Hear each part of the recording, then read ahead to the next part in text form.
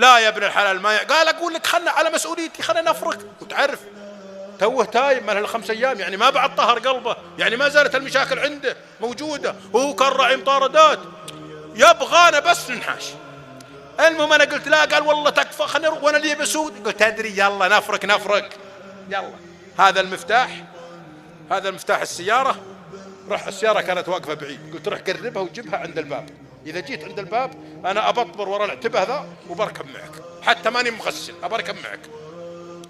والله يا أخواني كأني معطيه لكزس 2010 يوم قلت له نبي نفرق. ولا تعرف الراعي مشاكل وتو تايب، يوم عطيته إياه ويقوم ويروح ويغسل ويسوي كذا فرحان، أشوفه مبسوط وهو طالع ويطلع فيني ويضحك كأني معطيه والله يا أخواني لكزس جديدة، لأنه راعي مشاكل وهو فرحان. ويروح ويركب السيارة ويشغل ويجي لين لبك عند الباب.